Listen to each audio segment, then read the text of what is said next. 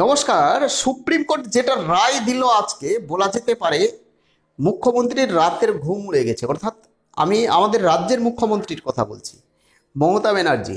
তৃণমূল কংগ্রেসের নেতা নেত্রী যারা জড়িত এসএসসি কাণ্ডে, অর্থাৎ ঘুষ কাণ্ডে যারা জড়িত, অর্থাৎ যারা মাল্লু তুলেছে, মাল তুলেছে, টাকা পয়সা তুলেছে, যে সমস্ত দালাল রয়েছে, নেতা নেত্রী, এই এসএসসির ছাত্রীদের কাছ থেকে, অর্থাৎ অযোগ্য শিক্ষকের কাছ থেকে যারা মাল্লু তুলেছেন, সাবধান হয়ে যান। রাতের ঘুম উড়ে গেছে মমতা ব্যানার্জির। জানি না তিনি কি করবে না করবে, তার মাথার কাজ করছে না। যে সমস্ত নেতা নেত্রী সেই সময় মাল্লু নিয়েছে, দালাল মারফত, এজেন্ট মারফত ঘর ছাড়া হয়েছে অনেকে, যেটা সূত্র মারফত জানতে পারলাম। বড় ধাক্কা বলা যেতে পারে অযোগ্য প্রার্থীদের। অযোগ্য প্রার্থীরা যাদের চাকরি গেছে, যোগ্য অযোগ্য সবার চাকরি চলে গেছে, কিন্তু অযোগ্য প্রার্থীরা মিসলেনিয়াস অ্যাপ্লিকেশন করেছিল সুপ্রিম কোর্টে আলাদাভাবে, অর্থাৎ MA ফাইল যাকে বলে।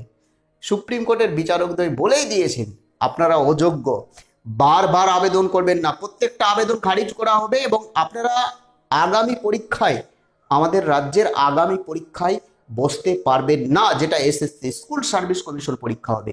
এবং ডিসেম্বর মাসের পূর্বে রিক্রুটমেন্ট কমপ্লিট করতেই হবে সুপ্রিম কোর্টের নির্দেশে। সেই পরীক্ষায় আপনারা বসতে পারবেন না, আপনারা অযোগ্য। 12% সুদ সহ বা 14% যেটা উল্লেখ করেছে সুদ সহ সম্পূর্ণ টাকা ফেরত দিতে হবে, না হলে জেল যাইং এন্ড চাক্কি পিসিং।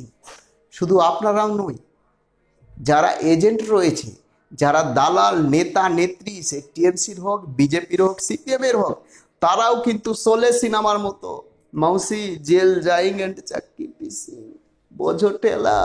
সুপ্রিম কোর্ট যা রায় দিয়েছে, বলা যেতে পারে মমতা ব্যানার্জির রাতের ঘুম উড়ে গেছে। এর থেকে আর বেশি কিছু বলবো না।